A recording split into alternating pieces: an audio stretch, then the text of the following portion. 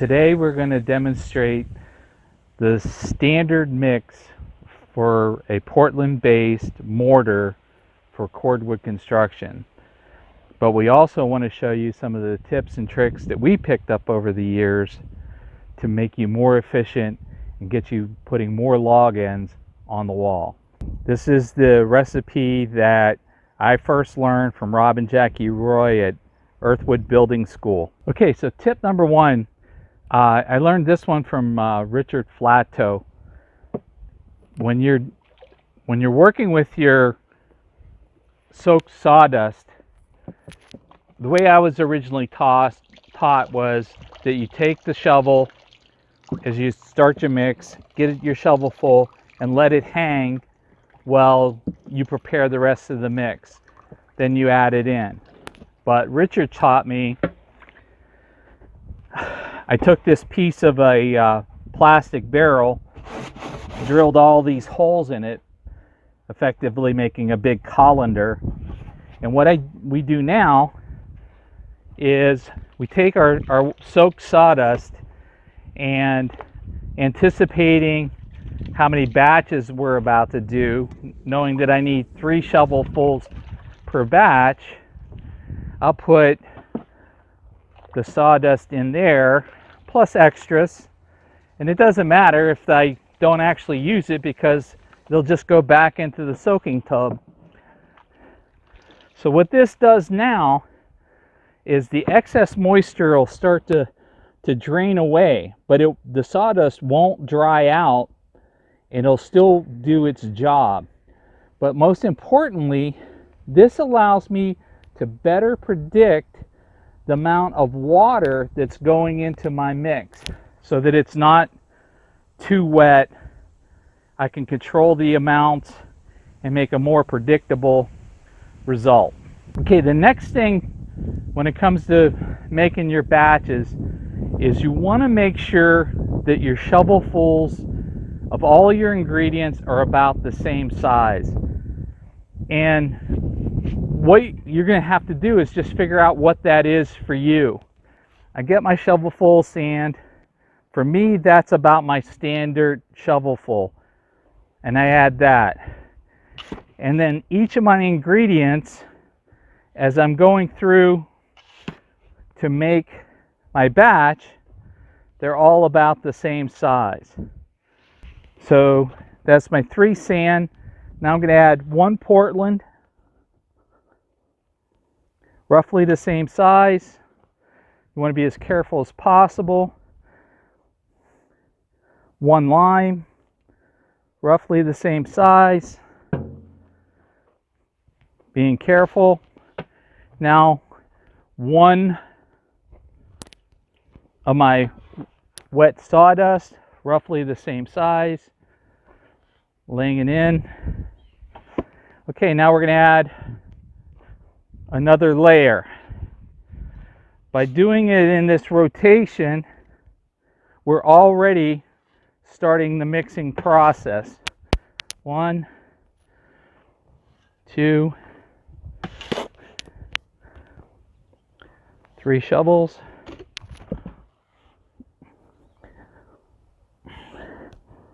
1 Portland. 1 lime.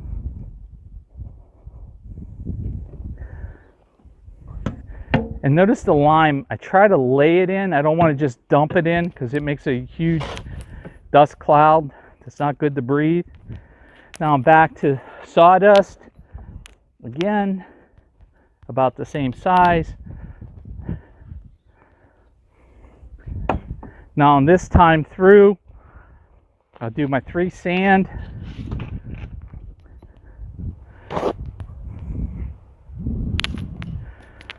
One,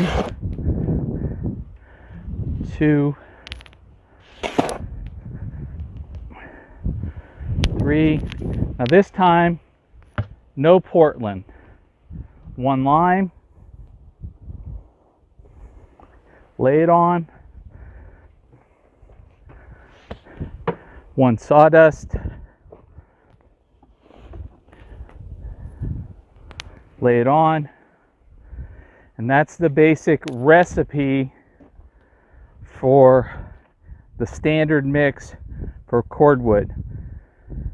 One of the traps that people fall into on shovel sizes is, guys are really guilty of this, they'll try to get a really big shovelful, and their thinking is, if I fill up the wheelbarrow as much as possible, make a really large batch, I can move this project along.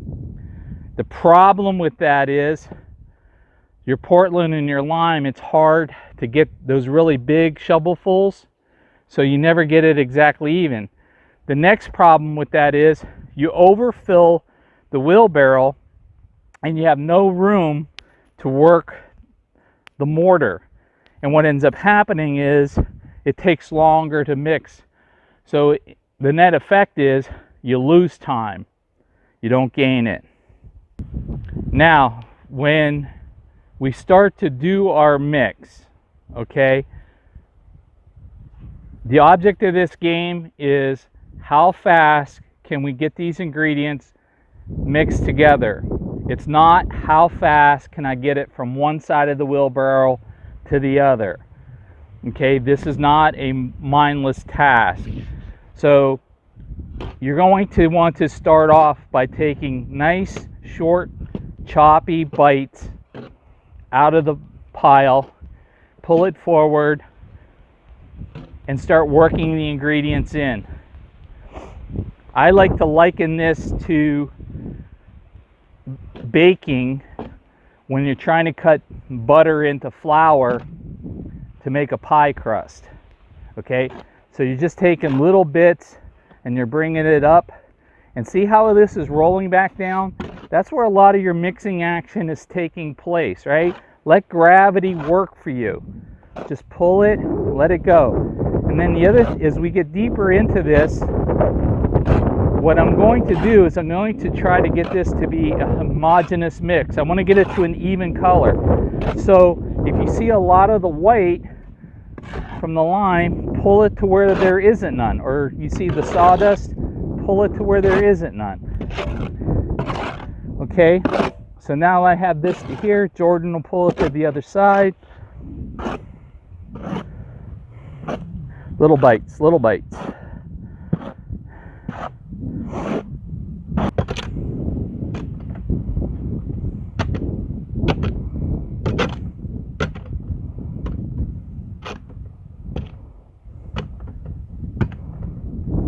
Okay, now pull it back. And again, what I'm looking for is unmixed material. If I see a pocket of lime, I pull it across. If I see a pocket of sand, I pull it across. I try to get it mixed. I want to get the color of this dry mix as even as I can.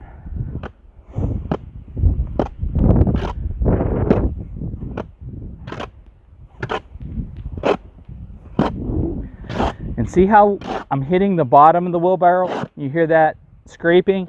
Getting all the way down, getting all that good stuff that's hiding down on the bottom. Bring it up to the top. Introducing dirt and grass into the mix, which could ultimately weaken it. You absolutely should be wearing gloves. Okay, now I'm going to pull it halfway back, and we'll prepare to add the water. Here's the next tip that I discovered is, over time, every time I would do a batch of mortar, I would mark the level of the water that I actually used to make it. And I came to, through basically trial and error, this is based on me, based on my shovelfuls, based on our conditions, roughly to this line is how much water I need to make a batch of this mortar. If I never fill this up above that line, I know I'm not going to make a soupy mix. Okay, so I filled the bucket up to my line. I know this is going to have me in the neighborhood. I may need more, I may need a little less. We really don't know, but we know we're close. So what I'm going to do is I'm going to add most of this water, but not all of it. I never add it all at once, okay? Because conditions are constantly changing. So I'm going to add probably about 2/3 of it and hold some back in reserve. And Jordan and I will start working this water in, okay? It's the same thing, right? Little bites, pull it up. Little bites, pull it up. You really want to be in this early stage when you have all that free water in there. You really don't want to slop it around. Just pull it up. Can I push? No, pushing is bad on the shoulders. You'll end up with shoulder surgery. Ask me how I know. How that feels. And while he's pulling that, I want to show you one other tip. All of our hose, I take an angle grinder to it and rounded off these corners. That's so that they fit down in the wheelbarrow. Anything to shave off a little bit of time. If you make a bad mix by adding too much water, you can fix it, but you have to add equal portions of all your dry ingredients, equal ratios, so that you don't change the quality of the mix. The problem with that is you'll find that it takes just as long to go back and try to fix a batch as it does to make a batch right the first time. So by trying to be extra careful, think about what you're doing, pay attention to your shovelfuls, pay attention to the amount of water you use on a regular basis. You're going to make your batches much faster, much more consistent. And let's face it, it's all about the logs going in the wall. If the logs aren't going in the wall, you're wasting time. Okay, so even though we're getting close, I'm not going to add every last drop of water just yet. This is the first batch of the day, and we don't know what we're really up against just yet. It's a plastic kind of a feel, and when you make a ball with it and you toss it into the air up to 3 feet or 3 meters, whichever comes first, and when you catch it, it shouldn't go splat like a cow pie, right?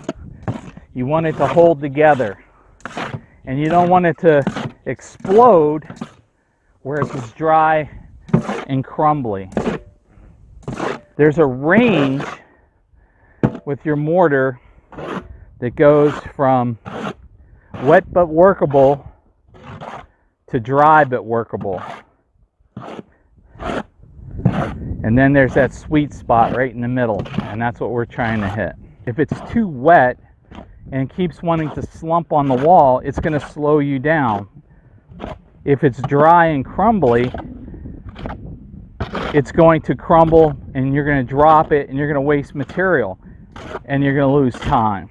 It's worth every bit of effort you put in here to get it right the first time. See how it's starting to get wet and start to get this like popcorn kind of a look to it. That's what I call it. We know we're getting there. And when it's at this point, and you know you're going to need a little bit more water, the difference between the perfect batch and too wet is very little. Okay.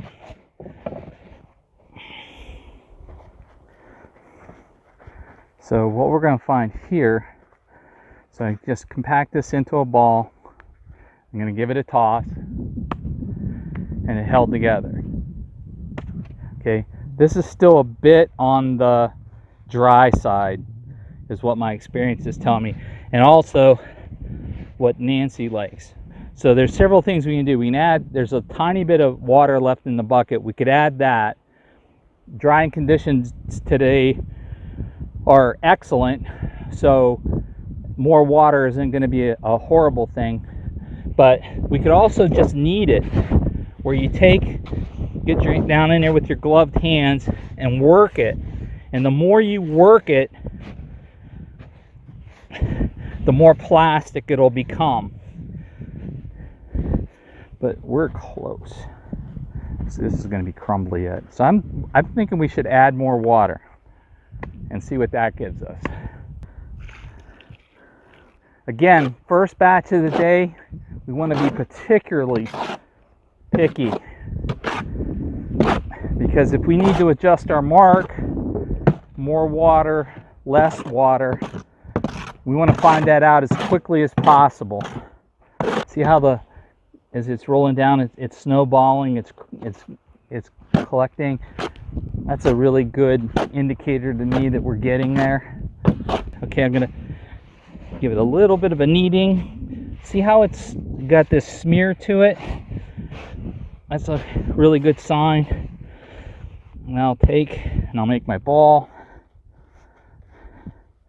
And what I like to do is I like to look at it, and you can see some moisture on the surface. Not a lot, right? Now I'll give it the toss, throw it up. Perfect. I think that is. Of course, Nancy's the ultimate decider. We'll have her check it, see what she says. Perfect. Let's go. It says good! It's a go!